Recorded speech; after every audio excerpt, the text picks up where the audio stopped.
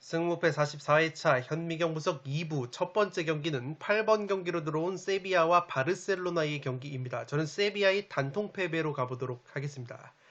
아직 현미경 분석 1부를 보지 않으신 분들은 지금 화면 위로 올라가는 링크를 클릭을 하시면 현미경 분석 1부 먼저 시청을 하실 수 있습니다. 세비야 같은 경우에는 시즌 초반 최악의 행보를 보여주고 있습니다.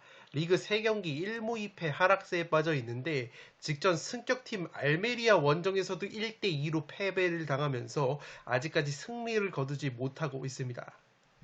홈 경기에서도 바야돌리드를 상대로 1대1로 무승부에 그쳤던 세비야이기 때문에 굉장히 어려움을 겪고 있는데 아무래도 중앙 수비수들이 대거 이적이 되면서 강점이었던 수비까지 흔들리고 있는 것이 최대의 약점이라고 보시면 되겠습니다. 주전 측면 수비수 아쿠냐 선수가 퇴장 징계로 결장이 될 것으로 보이고 측면 자원 헬스 코로나가 부상 여파로 결장이 되고 있기 때문에 측면 쪽에서 공백이 불가피할 것으로 보입니다. 이 바르셀로나와의 상대 전적이 1승 3무 6패로 열세인데 지난 시즌에 그래도 홈에서 1대1 무승부를 거둔 바 있었습니다. 지난 시즌 같은 경우에는 바르셀로나가 이 전력이 상당히 약화가 된 부분이 있었는데 이번 시즌에는 레반도프스키부터 핵심 자원들을 대거 영입을 하면서 굉장히 전력이 강화가 됐기 때문에 과연 세비야가 이변을 연출할 수 있을지 의문이라고 보시면 되겠습니다. 오픈 플레이 상황에서 기대 득점이 3.01골인데 실제 득점을 3골을 하고 있기 때문에 딱 기대 득점만큼의 골 결정력을 보여주고 있고 이 세트피스가 상당히 좋았던 바르셀로나인데 아무래도 디에고 카를로스와 주일 쿤데라는 수비수가 이적이 되면서 세트피스 공격력이 조금은 떨어진 부분이 있습니다. 세비야가 지난 시즌 같은 경우에는 특유의 짠물 수비를 바탕으로 한 골을 넣으면서 한 골차 꾸역승이나 무승부가 상당히 많았던 팀 컬러였는데 이번 시즌 역시 기대만큼의 골 결정력이 나오지 않고 있습니다. 최전방 공격수 엔네시리가 교체로만 3경기 출전해서 무득점, 라파미르가 3경기 1골, 측면자원 라멜라가 3경기 무득점, 오캄포스가 3경기 무득점을 거두고 있었는데 최근에 아약스로 임대 이적이 되면서 핵심 자원들의 골 감각이 상당히 떨어져 있다고 보시면 되겠습니다. 그래도 영입시장에서 소시에다드 출신의 측면 자원인 야누자이를 영입을 했고 프랑스 니스 출신의 공격수 돌베르를 영입을 하면서 어느 정도 보강은 됐지만 이 두 선수의 네임밸류로는 과연 떨어져 있는 세비야의 골 결정력을 끌어올릴 수 있을지는 상당히 의문감이 든다고 보시면 되겠습니다. 바르셀로나 같은 경우에는 직전 바야돌리드와의 홈경기에서 4대0 완승을 거두면서 리그 3경기 2승 1무 나쁘지 않은 출발을 보여주고 있습니다. 백업 공격수 오바메양이 첼시로 이적이 됐기 때문에 오바메양 선수는 더 이상 바르셀로나에서 볼 수가 없게 됐습니다. 레반도프스키 선수가 3경기에서 4골을 넣어주고 있는데 2경기 연속골로 절정의 골 감각을 보여주고 있고 측면 자원인 덴벨레 역시 3경기 1골 2도움을 올려주면서 공격 자원들의 컨디션이 상당히 좋아지고 있다고 보시면 되겠습니다.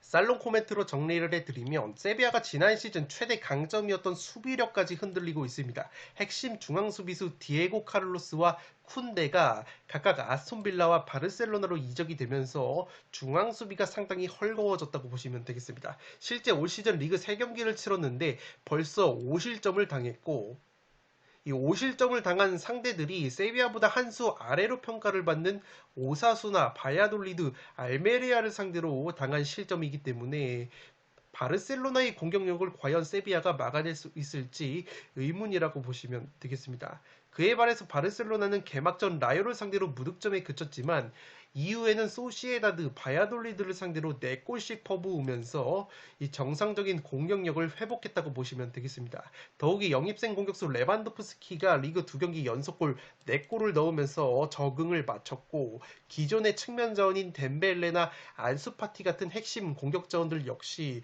컨디션이 좋다고 보시면 되겠습니다. 무엇보다 셀러리캡 문제로 선수 등록이 미뤄졌던 세비야에서 영입을 한 수비수 쿤데 선수 역시 직전 바야돌리드전에서 성공적인 데뷔전을 치르면서 수비까지 안정감이 생기고 있는 바르셀로나라고 보시면 되겠습니다. 리그 3경기에서 실점이 소시에다드전 1실점이 끝이기 때문에 수비력도 안정감이 생긴 바르셀로나이고, 지난 시즌부터 문제였던 것이 세비야가 최전방 골 결정력이 아쉬움이 있었다는 점인데, 이번 시즌 역시 최전방에서 골 결정력이 상당히 아쉽다고 보시면 되겠습니다. 니스 출신의 공격수 돌베르와 소시에다드 출신의 윙어 야누자이를 영입을 했지만 이 두 선수가 얼마만큼 골 결정력을 끌어올려 줄 수 있을지는 조금은 의문감이 든다고 보시면 되겠습니다. 최근 세비야가 홈에서 바르셀로나를 상대로 무승부로 몇 차례 덜미를 잡은 바 있지만 당시와 비교했을 때 현재 바르셀로나의 전력은 굉장히 상승한 반면에 세비야는 수비부터 공격까지 전체적인 전력 누수가 확연히 있는 이번 시즌이기 때문에 제 아무리 홈발을 받는 세비야라고 할지라도 바르셀로나를 상대로 이번에는 이변을 연출하기에는 힘들지 않을까 싶습니다. 8번 경기는 세비야의 단통 패배로 가보도록 하겠습니다. 9번 경기는 오사수나와 라요의 경기인데 오사수나의 단통 승리로 가보도록 하겠습니다. 오사수나가 직전 베티스 원정에서 아쉽게 한 골차 0대1 패배를 당하면서 3연승에는 실패를 했습니다. 라요와의 상대 전적이 5승 2무 3패로 우위인데 지난 시즌에 라요에 2연승을 거뒀고 최근에 라요 상대로 4경기 3승 1무에 압도적인 상대 전적 우위가 있습니다. 특히 올 시즌 리그 홈 경기에서는 2승 0무 0패 4골 1실점으로 홈에서 좋은 모습을 보여주고 있는 오사수나라고 보시면 되겠고, 주전급 부상 자원이 없기 때문에 최상의 전력을 가동할 것으로 보입니다. 올 시즌 오픈 플레이 상황에서 기대 득점이 2.36골이지만 실제 득점은 한 골에 그치고 있기 때문에 오사수나가 기본적으로 득점력이 좋은 팀은 아니라는 점에서 이번 시즌 역시 골 결정력에 조금은 아쉬운 부분이 있지만 수비적인 지표 면에서는 확실히 괜찮은 부분을 이번 시즌 역시 보여주고 있다고 보시면 되겠습니다. 그래도 공격수 아빌라 선수가 리그 3경기에서 2골을 넣어주고 있고 백업 공격수 키케 가르시아가 페널티킥으로 한 골을 넣은 바 있습니다. 장신 공격수 부디미르가 2경기에서 무득점에 빠져 있지만 이 선수가 한번 터지기 시작하면은 특유의 뚝배기 골 결정력이 상당히 좋은 장신의 공격수이기 때문에 이 부디미르 선수의 컨디션이 올라와 준다면 오사수나가 충분히 좋은 모습을 보여줄 것으로 생각이 듭니다. 올 시즌 넣은 4골 중에서 무려 3골이 페널티킥이기 때문에 오픈 플레이 상황에서 기대 득점값에 비해서 실제 득점이 적은 골 결정력 측면에서 아쉬운 부분이 있다고 보시면 되겠습니다. 그래도 비아레알 출신의 측면 자원인 루벤 페냐 선수와 모이 고메즈가 오사수나로 합류가 되면서 한층 더 강화가 된 측면 공격력이 있고, 유스 출신 미드필더 오로스 선수가 최근에 선발로 나서면서 좋은 활약을 보여주고 있다고 보시면 되겠습니다. 기본적으로 전방 압박 라인이 높은 오사수나이고 라리가에서 제공권이 5위이기 때문에 높이까지 갖추고 있는 오사수나라고 보시면 되겠습니다. 라요 같은 경우에는 최근 리그 3경기 1승 1무 1패의 흐름을 보여주고 있는데 직전 마요르카와의 홈 경기에서 0대2로 패배를 당했습니다. 아직까지 원정 경기에서 1승 1무로 패배가 없는 라요이고, 한 가지 우려스러운 것은 주전 측면 자원인 이 팔라존 선수가 부상 여파로 출전 여부가 불투명하다는 소식이 있기 때문에 측면 공격력이 조금은 약화가 될 가능성이 있어 보입니다. 라요 역시 올 시즌 골 결정력이 좋지 못한데 오픈 플레이 상황에서 기대 득점이 1.73골이지만 실제 득점이 0골이기 때문에 이 지공 상황에서의 골 결정력이 상당히 아쉬운 부분이 있습니다. 그래도 세트피스 상황에서는 기대 득점이 0.91골인 것에 비해서 실제 세트피스로 2골을 넣고 있기 때문에 세트피스를 적극적으로 활용을 해야 되는 라요라고 보시면 되겠습니다. 이 라리가에서 제공권이 18위로 쳐져 있는 라요이기 때문에 제공권 5위 오사수나를 상대로 높이에서는 상당히 밀릴 가능성이 있는 라요라고 보시면 되겠고, 팔카오 같은 최전방 공격 자원들이 아직까지 득점이 없기 때문에 라요 역시 최전방에서 골 결정력이 그렇게까지 좋지 못하다는 것을 체크를 해 주시기 바랍니다. 살롱 코멘트로 정리를 해드리면 직전 경기 라요가 홈에서 0대2로 마요르카에게 패배를 당했는데 이 라요 대 마요르카 경기를 복귀를 하면 오사수나 쪽으로 마음이 가는 매치라고 보시면 되겠습니다. 지금 보시는 장면이 라요가 마요르카를 상대했던 경기인데 마요르카의 선제 득점이 나오는 장면이라고 보시면 되겠습니다. 마요르카가 전방 압박이 그렇게 뛰어난 팀은 아닌데 순간적으로 전방 압박을 가했고 이 라요의 공을 뺏어내면서 선제 득점을 하는 장면이라고 보시면 되겠습니다. 특히 박스 안에서 크로스를 올렸고 마요르카의 장신 공격수 무리키가 특유의 헤딩 뚝배기로 선제골을 뽑아내는 장면인데 이러한 장면을 오사수나에게 대입을 할 경우에는 오사수나는 마요르카보다도 원래 전방 압박 강도가 강한 팀인데다가 오사수나에도 무리키 못지않은 뚝배기가 좋은 장신 공격수 부디미르가 있기 때문에 충분히 이러한 장면이 이번 오사수나전에서도 라요가 연출이 될 가능성이 있어 보입니다. 또한 마요르카전에서 라요가 0대2로 패배를 당했다고 말씀을 드렸는데 두 번째 실점을 당한 장면 역시 마요르카의 장신 공격수 무리키가 머리로 공을 떨궈줬고 대한민국의 이강인 선수가 세컨볼을 따내서 왼발 슈팅으로 마무리한 장면이라고 보시면 되겠습니다. 따라서 이러한 고공 공격이 오사수나가 라요를 상대로도 충분히 연출을 할 수 있는 부분이 있다고 보여지고 오사수나가 최근에 비아레알의 페냐와 고메즈를 영입을 하면서 한층 더 측면 공격이 살아난 부분 역시 마요르카보다 제공권 수치가 근소하게 높은 오사수나가 측면에서의 크로스로도 재미를 볼 수 있는 요소라고 생각을 하고 있습니다. 따라서 라요가 직전 패했던 마요르카보다 제공권, 압박, 측면 공격, 그리고 무리키와 비슷한 장신 공격수 부디미르까지 보유한 오사수나를 상대로 라요가 똑같이 마요르카전처럼 고전할 가능성이 있어 보입니다. 물론 오사수나의 부디미르가 최근 선발보다는 교체로 활용되는 부분이 있고 아직까지 득점이 없다는 점은 변수로 보여질 수 있습니다.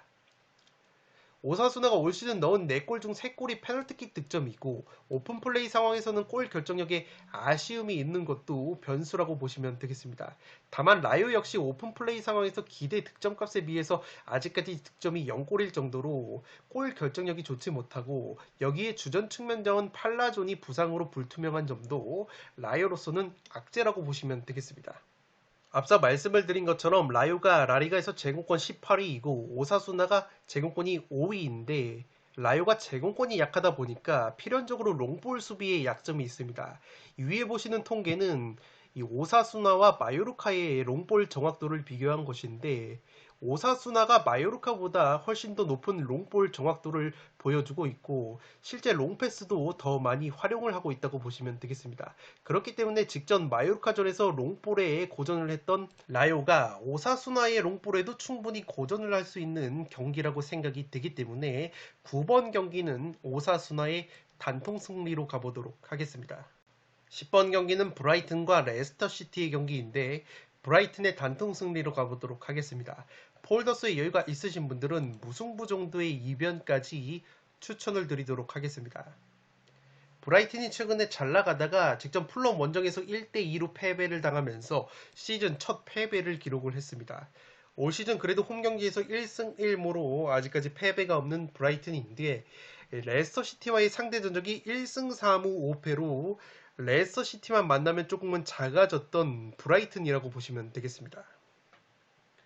그래도 지난 시즌에는 1승 2무의 상대 전적을 보여주면서 레스터시티와의 천정 면모를 극복한 부분이 있고 주전 미드필더 랄라나 선수를 제외하면 이렇다 할 부상자는 없을 것으로 생각이 됩니다. 올 시즌 기대 득점, 오픈플레이 상황에서 기대 득점이 5.34골인데 실제 득점이 4골밖에 하지 못하고 있기 때문에 브라이튼이 슬슬 고질적인 골 결정력 부족을 드러내고 있다고 보시면 되겠습니다. 그래도 수비가 원체 탄탄해진 브라이튼이고 직전 풀럼전에서 올 시즌 리그 첫 패배를 당했지만 아직까지 홈에서만큼은 패배가 없는 브라이튼의 경기력이라고 보시면 되겠습니다. 브라이튼의 공격수 웰백 선수가 지난 시즌 레스터 상대로 리그 2경기 2골을 넣었던 좋은 기억이 있기 때문에 웰백 선수의 활약이 기대가 되는 이번 경기라고 보시면 되겠습니다. 다만 웰백이 아직까지 5경기 무득점 침체에 빠져 있기 때문에 과연 레스터를 상대로 골을 기록할 수 있을지는 의문감이 조금은 들고, 수비수 루이스 덩크가 직전 풀럼전에서 자책골을 기록을 하면서 조금은 아쉬운 부분이 있었습니다. 풀럼을 상대로 뒷공간 역습과 페널티 박스 측면 안에서의 컵백 크로스를 자주 내주면서 실점 위기를 초래했던 브라이튼의 수비라고 보시면 되겠습니다. 공격수 트로사르가 리그 5경기 한 골에 그치고 있고, 그나마 미드필더 파스칼 그로스가 최근에 이선과 최전방을 넘나들면서 3골을 넣어주고 있지만, 이 선수가 최전방에 배치됐을 때는 확실히 버티는 힘이 부족하기 때문에 이 웰백 선수의 필요성이 조금은 대두가 되고 있는 이번 레스터 시티전이라고 보시면 되겠습니다. 또한 지난 시즌 벨기에 리그 득점왕을 차지를 했었던 공격수 운다부 선수를 활용을 해야 된다는 목소리가 있지만, 아직까지 운다부 선수는 백업으로만 활약을 하고 있기 때문에 운다부 선수의 선발 출전 여부 역시 이 경기의 변수라고 보시면 되겠습니다.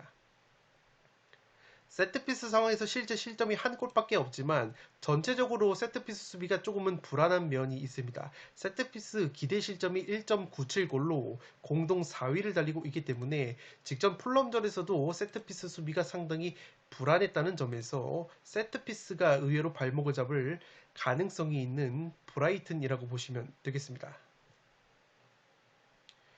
레스터 같은 경우에는 최악의 행보를 보여주고 있습니다. 5경기 1무 4패, 아직까지 승리가 없는 프리미어리그에서의 레스터 시티 성적이고, 직접 맨유와의 홈경기에서도 무기력하게 0대1로 패배를 당했습니다. 주전 수비수 포파나가 첼시로 이적이 되면서 랭스 출신의 수비수 파스 선수를 영입을 했는데, 이 선수가 언제 출전이 될지는 미지수라고 보여지고, 공격수 제이미 바디 선수가 올 시즌 리그 5경기 무득점, 2개의 어시스트에 그치고 있기 때문에 이 바디 선수가 살아나 줘야 되지만, 바디 선수가 원체 나이도 많고 레스터시티가 올 시즌에 특유의 빠른 역습이 죽어있기 때문에 바디 선수가 올 시즌 상당히 부진한 모습을 보여주고 있다고 보시면 되겠습니다.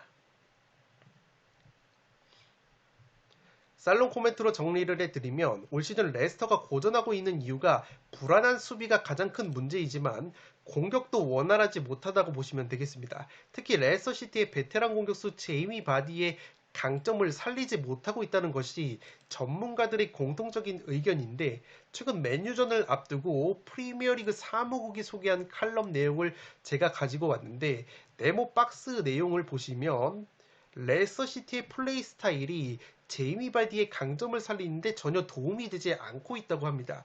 이 최근에 레스터시티의 공격 스타일이 빠른 역습이나 다이렉트 공격보다는 패스를 많이 돌리면서 지공, 점유율을 놀리는 느린 템포의 공격을 하고 있기 때문에 기본적으로 순간적인 수비 뒷공간 침투가 강점인 제이미 바디의 강점이 전혀 살아나지 않고 있다고 프리미어리그 사무국도 조명을 하고 있습니다.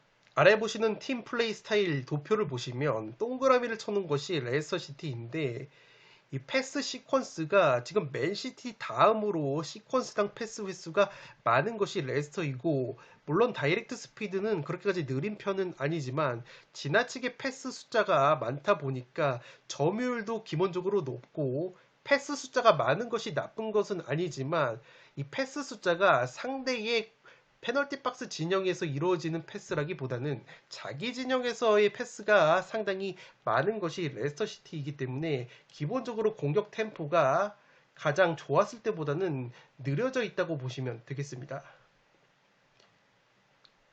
맨유전을 치르기 전까지 상대 박스 안에서 볼 터치를 가장 적게 가져간 팀이 승격팀 본머스이고, 그 다음으로 레스터시티가 가장 적은 터치 횟수를 가져갔기 때문에 이러한 많은 패스 횟수가 영양가 있게 공격으로 마무리된다기보다는 의미 없게 자기 진영에서 점유율만 늘리는 이 부분이 있다고 보시면 되겠습니다. 레스터의 제이미 바디 선수가 프로 커리어 처음으로 개막 후 5경기 득점이 없는 것도 이러한 레스터시티의 플레이 스타일에 기인한 부분이 있다고 보시면 되겠습니다. 물론 바디 선수가 현지 나이로 35살이고 한창 좋았을 때보다는 주력 면에서 떨어진다고 하더라도 바디 특유의 뒷공간 침투나 빠른 역습을 활용하는데 레스터의 지금 플레이 스타일이 전혀 맞지 않는 평가가 있다고 보시면 되겠습니다.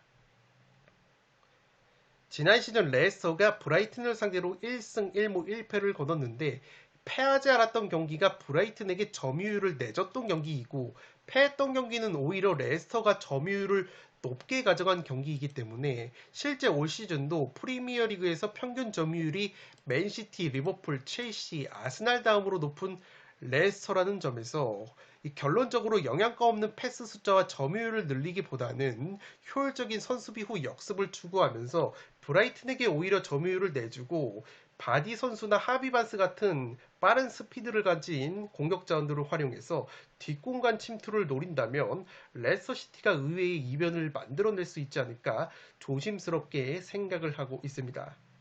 특히 최근에 하비반스라는 측면 자원이 부상에서 돌아오면서 바디 선수 외에 상대 측면이나 수비 뒷공간을 직선적으로 노릴 수 있는 카드가 한 장 늘어난 것 역시 레스터로서는 고무적이라고 할 수 있겠습니다. 기본적으로 브라이튼의 경우에는 압박 라인이 높고 수비 뒷공간이 나오는 타입이기 때문에 만약에 레스터가 패스 숫자 점유율을 조금 내려놓고 브라이튼의 수비 뒷공간을 효율적으로 노리는 경기 운영을 들고 나온다면 의외로 브라이튼을 굉장히 괴롭힐 수 있는 경기라고 생각이 됩니다.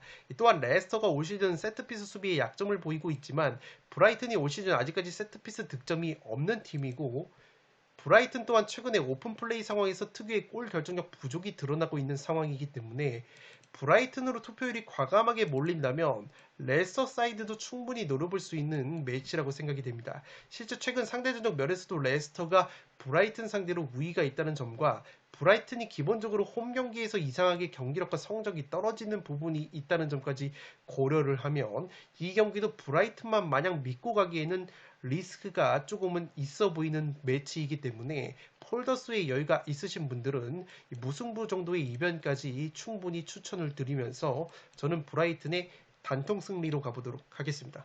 11번 경기는 빌바오와 에스파뇰의 경기인데 빌바오의 단통 승리로 가보도록 하겠습니다. 폴더스의 여유가 있으신 분들은 이 경기도 무승부 정도는 충분히 노려볼 수 있지 않을까 생각을 하고 있습니다. 빌바오가 최근에 2연승의 상승세를 타고 있고 직전 카디스 원정에서는 4대0 완승을 거뒀습니다.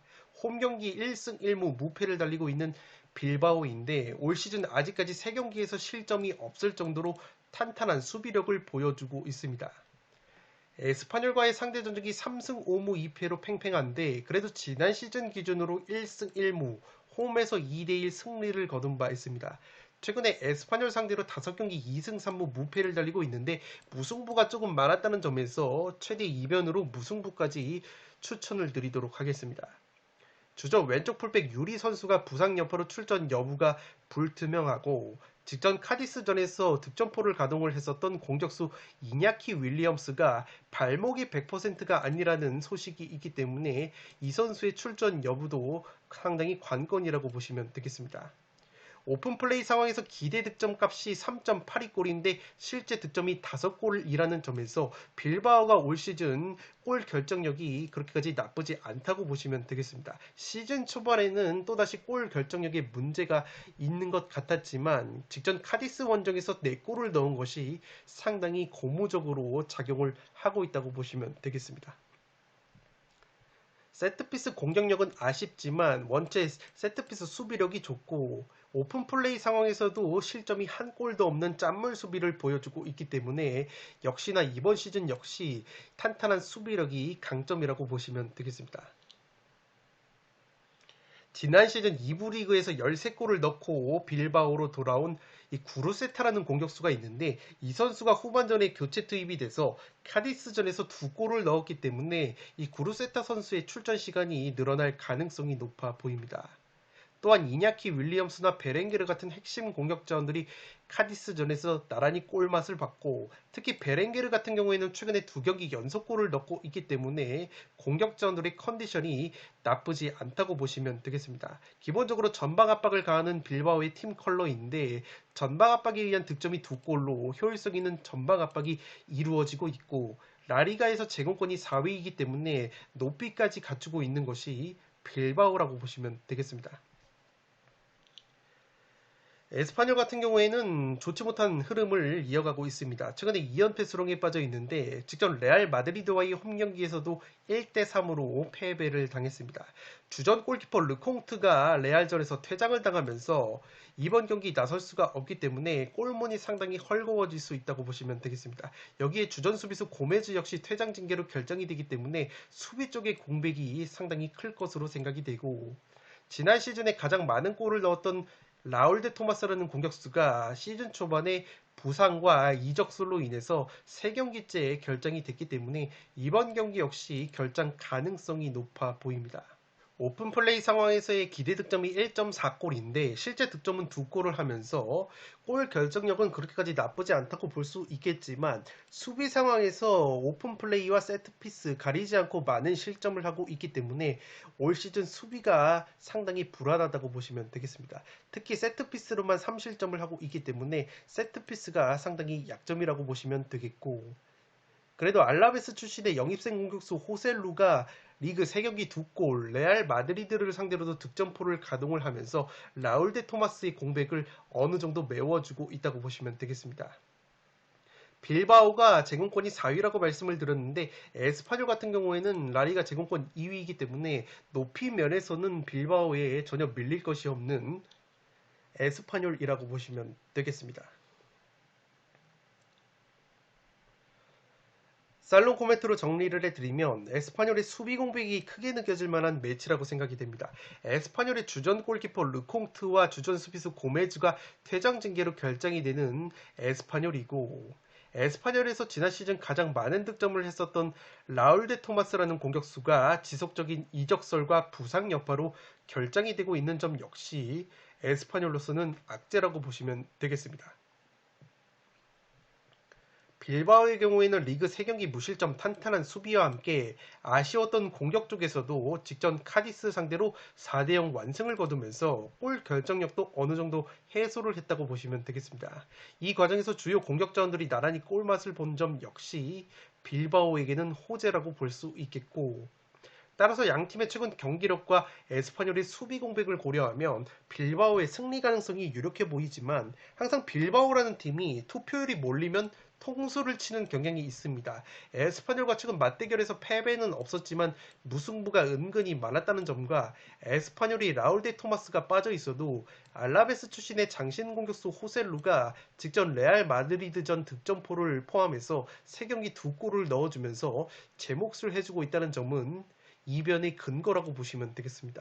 또한 에스파뇰이 앞서 말씀을 드린 것처럼 시즌 초반에 세트피스로 가장 많은 실점을 하고 있다고 말씀을 드렸는데, 빌바오의 경우에는 세트피스 상황에서 아직까지 득점이 없기 때문에 에스파뇰의 약점이라고 볼 수 있는 세트피스 수비를 효율적으로 공략할 수 있을지 의문이라고 보시면 되겠습니다. 빌바오에게 제공권 면에서 밀리지 않는 에스파뇰이라는 점에서 최대치로 무승부 정도의 이변은 투폴로 노려볼 수 있는 매치라고 생각이 됩니다. 11번 경기는 빌바오의 단통 승리로 갔는데 폴더스의 여유가 있으신 분들은 무승부 정도의 이변까지 추천을 드리도록 하겠습니다. 12번 경기는 맨유와 아스날의 경기인데 승무패로 지으면서 맨유 사이드도 가져가 보도록 하겠습니다. 맨유가 최근에 분위기 반전에 성공을 하고 있습니다. 3연승의 상승세인데 직전 레스터시티 원정에서도 1대0 한 골차 승리를 거두면서 승점을 쌓아가고 있습니다. 아스날과의 상대 전적이 3승 3무 4패로 팽팽한 면이 있고, 지난 시즌에도 홈에서 3대2 승, 원정에서 1대3 패배를 당하면서 1승 1패의 호각세를 보였습니다. 공격수 마시알 선수를 제외하면 이렇다 할 부상 자원이 없는 맨유이기 때문에 전력 누수 면에서 맨유가 좀 더 유리한 면이 있습니다. 오픈 플레이 상황에서 기대 득점이 4.46골인데 실제 득점이 3골밖에 되지 않기 때문에 골 결정력이 조금은 아쉬운 부분이 있고, 세트피스 공격력 역시 아쉬운 점이 많은 것이 맨유인데, 최근에 상승세를 이끌고 있는 것은 3경기에서 1실점밖에 하고 있지 않은 수비력이라고 보시면 되겠습니다. 특히 중앙수비 조합이 맥과이어가 빠지고 그 자리에 바란 선수가 들어오면서 바란과 리산드로 마르티네즈가 중앙수비 조합을 구축을 했는데, 이 두 선수가 중앙수비 조합을 꾸린 리버풀전부터 내리 3연승을 거둔 맨유이고 3경기에서 1실점밖에 하지 않고 있기 때문에 수비가 상당히 안정감을 찾으면서 3연승의 상승세를 거두고 있다고 보시면 되겠습니다. 최근에 백업 공격수로 밀린 호날두가 지난 시즌 아스날을 상대로 2경기에서 3골을 넣었었던 킬러 면모가 있기 때문에 호날두 선수가 출전 시간을 조금은 늘릴 필요성이 있지 않나 싶습니다. 호날두 외에 산초라는 공격수가 리그 3경기 2골, 레시포드가 최근에 리그 3경기 1골 1도움을 올려주면서 산초와 레시포드 역시 공격력이 살아나고 있는 맨유라고 보시면 되겠고, 항상 맨유의 약점으로 꼽혔던 삼선 미드필더에 레알 마드리드 출신의 수비형 미드필더 카세미로 선수가 영입이 되면서 삼선이 굉장히 두터워진 면이 있습니다. 또한 여기에 아약스 출신의 측면 자원 안토니 선수를 영입을 하면서 측면 공격 카드를 한 장 늘린 맨유이기 때문에 최근의 3연승과 더불어서 기세가 굉장히 좋다고 보시면 되겠습니다. 아스날 같은 경우에는 프리미어리그에서 5연승으로 단독 선두를 질주를 하고 있습니다. 아스톤 빌라와의 홈 경기에서도 2대1 승리를 거두면서 패배가 없는 아스날이고, 한 가지 우려스러운 것은 부상 자원이 조금은 많아졌습니다. 핵심 왼쪽 풀백 진첸코가 여전히 출전 여부가 불투명하고, 수비형 미드필더 토마스 파티 선수 역시 최근에 2경기 결장이 됐습니다. 공격형 미드필더 웨데고르가 빌라전 부상 여파로 몸 상태가 100%가 아니라는 보도가 있고, 삼선 미드필더 엘레니 역시 부상으로 빠진 가운데 주전 골키퍼 램스데일 역시 햄스트링 쪽에 이상을 느꼈었기 때문에 이 주축 자원들의 복귀 여부가 상당히 관건으로 보여집니다. 물론 램스데일이나 웨데고르 같은 선수들은 부상 정도가 심하지 않았기 때문에 출전 가능성이 높아 보이는 맨유전이라고 보시면 되겠습니다. 오픈플레이 상황에서 득점이 무려 8골을 뽑아내면서 순도 높은 골 결정력을 보여주고 있고, 그 중심에는 맨시티에서 영입을 한 공격수 제주스가 있습니다. 리그 5경기 3골 3도움 맹활약을 해주고 있고, 측면에 마르티넬리 역시 5경기 3골, 부카요 사카가 최근 2경기 연속 어시스트를 기록을 하면서 맨유 못지않게 핵심 공격자들의 컨디션이 상당히 좋은 것이 아스날이라고 보시면 되겠습니다. 특히 아스날이 잘 나가는 이유 중에 하나가 세트피스 공격력과 수비력이 지난 시즌부터 비약적으로 상승이 된 부분이 있기 때문에 올 시즌 역시 세트피스로만 무려 4골을 넣고 있다는 점에서 충분히 세트피스로도 재미를 볼 수 있는 맨유전이라고 보시면 되겠습니다. 살롱 코멘트로 정리를 해드리면, 삼선이 강해진 맨유와 삼선이 최근에 부상으로 헐거워진 아스날의 맞대결이라고 보시면 되겠습니다. 맨유 같은 경우에는 카세미로 선수를 영입을 하면서 삼선이 굉장히 두터워졌고, 미드필더 맥토미니가 테나흐 감독 체제에서 경기력이 살아나면서 이전보다 확실히 삼선의 안정감이 향상이 됐습니다. 반면에 아스날은 주전 미드필더 토마스 파티가 부상을 당했고, 이 대체자인 엘레니마저 부상으로 아웃이 됐기 때문에 지난 경기 로콩가가 삼선 미드필더로 활약을 했는데, 이 로콩가가 기대 이상의 활약을 보여주지 못하면서 삼선이 조금 불안해진 면이 있습니다. 2선 핵심 미드필더 웨데고르 역시 아스톤 빌라전에서 발목 쪽에 이상을 느꼈다는 보도가 있기 때문에 아스날이 상당히 중원 쪽에서 전력 공백이 있을 수 있는 맨유전이라고 보시면 되겠습니다.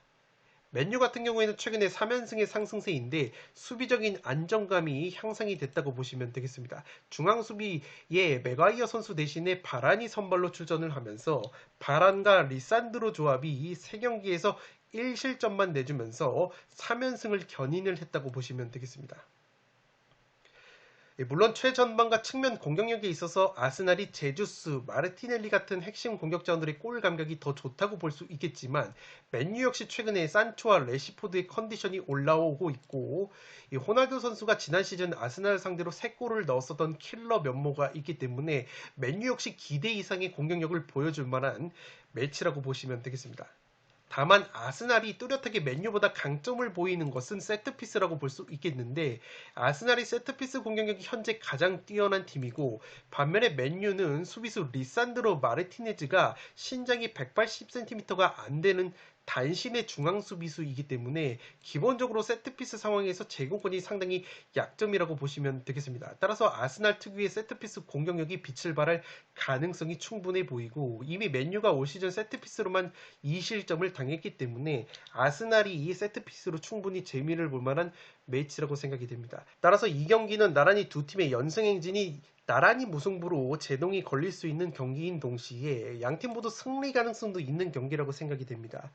그래도 아스날의 핵심 자원인 진첸코나 웨데고르 같은 선수들이 출전이 가능하다면 경기력적으로 아스날 쪽으로 근소하게 기우는 매치라고 생각이 되기 때문에 11번 경기는 승무패로 지으면서 맨유 사이드도 받쳐보도록 하겠습니다.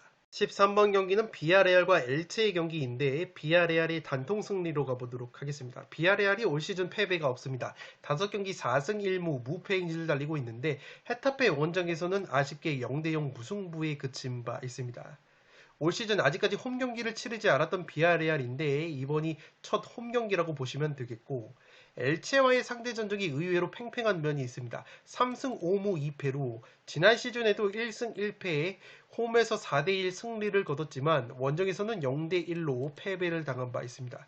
엘체가 최근에 1부 리그로 올라온 이후에 엘체를 상대로 1승 2무 1패 팽팽한 상대 전적이 있기 때문에 상대 전적을 중요시하는 분들은 체크를 꼭 해주시기 바랍니다.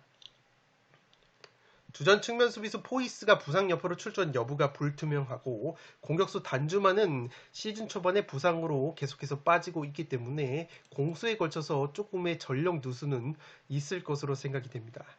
올 시즌 기대 득점, 오픈 플레이 상황에서의 기대 득점이 2.72골인데 실제 5골을 넣고 있기 때문에 순도 높은 골 결정력을 보여주고 있다고 보시면 되겠습니다.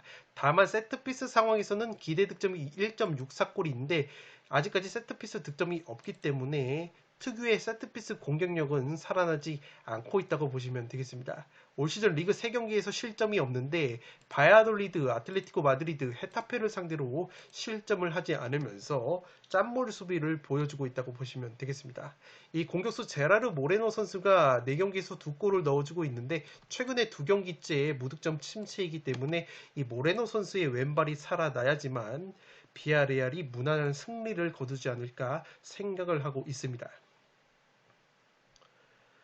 엘체 같은 경우에는 직전 소시에다드와의 홈경기에서 0대1로 패배를 당하면서 리그 3경기 1무 2패 아직까지 승리가 없습니다. 왼쪽 측면 자원 피델 선수가 최근에 부상으로 빠져 있는데 이 피델 선수가 지난 시즌 리그 5골 6도움을 올려준 측면 자원이고 왼쪽에서 측면 수비수 모이카와 더불어서 피델이 왼쪽 측면 공격에서 중요한 역할을 하는 자원인데 이 피델 선수가 빠져 있기 때문에 엘체 특유의 측면 공격력이 조금은 떨어진 부분이 있습니다. 올 시즌 여전히 득점면에서 어려움을 겪고 있는 엘체이고 리그 3경기 1골 빈곤한 득점력을 보여주고 있습니다. 물론 바르셀로나 출신의 임대 영입 자원인 콜야도 선수가 리그 2경기에서 1골을 넣어주고 있고 레반테에서 내리고 온 공격수 마르티 역시 3경기에서 1도움을 올려주고 있지만 영입 자원들에 비해서 기존 공격 자원인 루카스 보이에나 페레미아 같은 자원들이 무득점에 그치고 있기 때문에 엘체가 이번 시즌 역시 상당히 골 결정력에 어려움을 겪고 있다고 보시면 되겠습니다. 그래도 바디아라는 골키퍼는 기본적으로 선방 능력이 뛰어난 선수이고 직전 소시에다드전에서 페널티킥을 선방을 했기 때문에 이 바디아 골키퍼의 선방 능력에 기대를 걸어봄직한 엘체라고 보시면 되겠습니다. 살롱 코멘트로 정리를 해드리면 엘체라는 팀의 수비적인 약점을 고려하면 비아레알을 상대로 이변을 연출하기에는 힘들어 보이지 않나 싶습니다. 지금 보시는 장면이 엘체가 소시에다드전에서 실점을 하는 장면인데 스루패스 한 방에 수비 뒷공간이 허물어지면서 실점을 하는 장면이라고 보시면 되겠습니다. 엘체가 최근에 베티스, 소시에다드, 비아레알과 체급이 비슷한 강팀들과 경기를 했을 때 실점 장면이 모두 수비 뒷공간, 스루패스 한 방에 무너지면서 실점을 하는 장면이 있었습니다. 엘체 같은 경우에는 의외로 하위권 팀치고는 수비 무게중심이 상당히 높은 부분이 있습니다. 지금 보시는 것처럼 오히려 비아레알보다도 평균적인 수비 라인 위치가 높은 것이 바로 엘체라고 보시면 되겠는데 그 반대급부로 수비 뒷공간이 열리는 약점이 있고 이 더군다나 엘체가 오프사이드 트랩을 적극적으로 활용하는 수비 방식을 취하고 있는데 이 직전 소시에다드전 역시 빨간색 수비수가 오프사이드 트랩을 활용하기 위해서 앞으로 뛰어나왔다가 오프사이드 트랩에 실패를 하면서 허무하게 수비 뒷공간을 내주고 실점을 했다고 보시면 되겠습니다. 비아레알 같은 경우에는 중원의 파레오나 로셀소, 전방의 제라르 모레노 같은 선수들이 기본적으로 킬러 패스와 스루 패스 능력이 상당히 날카로운 자원들이기 때문에 엘체가 또다시 수비 뒷공간을 노출하게 된다면 지난 베티스, 소시에다드전처럼 똑같이 수비 뒷공간이 털릴 가능성이 있어 보입니다. 올 시즌 여전히 최전방 골 결정력에 어려움을 겪는 엘체이고 반대로 비아레알은 현재 라리가에서 가장 순도 높은 골 결정력을 보여주고 있다고 보시면 되겠습니다. 수비면에서도 리그 3경기 무실점 짠물 수비를 보여주고 있는 비아레알의 수비를 엘체의 현재의 공격력으로는 뚫기에는 버거워 보이지 않나 싶습니다. 하나 유일한 리스크는 최근 엘체가 1부 리그 승격 이후에 비아레알을 상대로 은근히 1승 2무 1패 끈적한 상대 전적을 보이고 있기 때문에 이러한 상대 전적의 변수가 유일한 리스크라고 보여집니다. 13번 경기는 비아레알의 단통 승리로 가보도록 하겠습니다. 마지막 경기는 발렌시아와 헤타페의 경기인데 발렌시아의 단통 승리로 가보도록 하겠습니다. 폴더스에 여유가 있으신 분들은 무승부 정도의 이변까지 추천을 드리도록 하겠습니다. 발렌시아가 최근에 2연패 수렁에 빠져 있습니다. 직전 아틀레티코 마드리드와의 홈경기에서는 아쉽게 0대1로 패배를 당했는데 경기 내용 자체는 발렌시아가 주도를 했다고 보시면 되겠습니다. 헤타페와의 상대 전적이 3승 4무 3패로 굉장히 팽팽한데 그래도 지난 시즌에 1승 1무로 근소한 우위를 점했고 특히 홈 경기에서는 헤타페를 상대로 5경기 2승 3무 무패를 달리고 있습니다. 시즌 초반에 주전 왼쪽 풀백 호세 가야가 징계로 빠져있는 것이 왼쪽 측면 수비 공격에 있어서 전력 누수로 작용을 하고 있습니다. 발렌시아가 올 시즌 고전하고 있는 것이 골 결정력이 상당히 안 좋은데 기대 득점이 오픈 플레이 상황에서 1.55골이지만 실제 득점이 0골이기 때문에 페널티킥 득점을 제외하면은 발렌시아가 득점을 만들어내는데 상당히 어려움을 겪고 있다고 보시면 되겠습니다. 리그 3경기에서 2경기가 무득점이고 3경기 1골 그마저도 페널티킥 골이기 때문에 이번 경기 반드시 오픈 플레이 상황에서 득점이 필요한 발렌시아이고 핵심 공격수 게데스가 울버햄튼으로 이적이 된 가운데 포르투갈 리그에서 좋은 활약을 보여줬었던 사무엘 리노라는 측면 자원을 영입을 했지만 아직까지 3경기에서 공격 포인트가 없다고 보시면 되겠습니다. 가투소 감독이 부임을 했는데 가투소 감독 체제에서도 왕성한 전방 압박을 추구하고 있기 때문에 이번 경기 역시 홈 경기라는 점에서 헤타페를 상대로 굉장히 빡센 전방 압박을 가동할 가능성이 있어 보입니다. 이 제공권이 16위이기 때문에 기본적으로 롱볼 수비에 약점이 있는 발렌시아이고 헤타페 같은 경우에도 시즌 초반에 좋지 못하다가 그래도 직전 비아레알과의 홈 경기에서 0대0 무승부를 거두면서 승점을 획득을 했습니다. 헤타페 역시 기대 득점이 1.06골로 라리가 꼴찌를 달리고 있고 득점력이 빈곤한 부분이 있습니다. 공격수 NS 위날 선수가 리그 3경기 1골, 마요랄이 3경기 무득점 침체에 빠져 있기 때문에 발렌시아 못지않게 공격 자원들의 골 감각이 떨어져 있는 헤타페라고 보시면 되겠습니다. 특히 비아레알전에서 헤타페의 오른쪽 측면이 자주 허물어지면서 실점 기회를 노출을 했기 때문에 발렌시아의 사무엘 리노 선수가 있는 측면이 털릴 가능성도 조금은 있지 않나 싶습니다.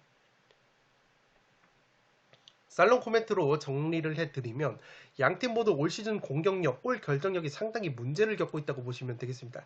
발렌시아가 아직 3경기에서 필드골이 없고 헤타페 역시 3경기 1골이 그치고 있다고 보시면 되겠습니다.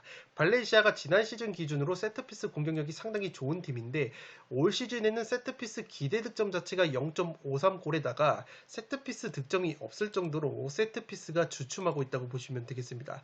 반면에 헤타페는 아직 리그 3경기에서 세트피스 실점이 없고 발렌시아보다 제공권 면에서 우위가 있는 부분이 있기 때문에 헤타페가 발렌시아를 상대로 세트피스로 실점을 할 가능성은 조금은 떨어질 것으로 생각이 됩니다. 무엇보다 헤타페가 시즌 개막 후 2경기에서 무려 6실점을 하면서 수비 불안감을 노출을 했지만 직전 비아레알과의 홈경기에서는 모처럼 0대0 무실점 무승부를 거두면서 수비 불안감을 어느 정도 해소를 했다고 보시면 되겠습니다. 헤타페의 소리아 골키퍼가 비아레알을 상대로 6개의 선방을 보여주면서 안정감 있는 방어력을 뽐냈다고 보시면 되겠습니다. 물론 경기 막판 비아레알의 페널티킥이 VAR로 취소가 됐는데 핸드볼로 봐도 무방한 상황이었기 때문에 헤타페로서는 다소 운이 따랐던 0대0 무승부라고 보시면 되겠습니다.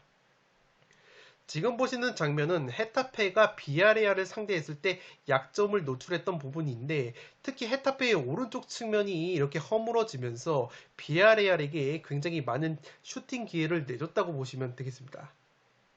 헤타페의 오른쪽 측면 그리고 발레시아의 왼쪽 측면에는 사무엘 리노가 있는데 이 사무엘 리노라는 선수가 올 시즌 게데스 선수의 대체자로 영입이 된 선수이고 이 선수가 아직까지 공격 포인트는 없지만 기본적으로 드리블 돌파와 슈팅 능력이 뛰어난 선수이기 때문에 헤타페의 오른쪽 측면을 충분히 공략할 수 있는 매치가 되지 않을까 싶습니다. 지금 보시는 통계는 라리가 경기당 평균 크로스 횟수인데 발레시아가 경기당 평균 23번의 크로스를 뿌려서 크로스가 기본적으로 많은 팀이라고 보시면 되겠습니다. 지로나전에서도 헤타페가 1대3으로 완패를 당했을 때도 측면 크로스 패턴으로만 2실점을 했기 때문에 발레시아 특유의 측면 크로스가 나오면서 헤타페의 약점이라고 볼 수 있는 오른쪽 측면을 발레시아의 기대가 많은 영입생 측면 자원 사무엘 리노가 허물어줄 수 있다면 발레시아가 충분히 측면에서 재미를 볼 수 있는 경기가 될 것으로 생각이 됩니다. 개인적으로는 최전방 공격 퀄리티가 오히려 헤타페가 NS 위날이나 마요랄 같은 선수들의 골 결정력이 발렌시아보다는 낮다고 보여지는 면도 있는데 이 위날과 마요랄 역시 시즌 초반 골 결정력이 좋지 못하기 때문에 발렌시아의 수비를 뚫기에는 조금 버겁지 않을까 싶습니다.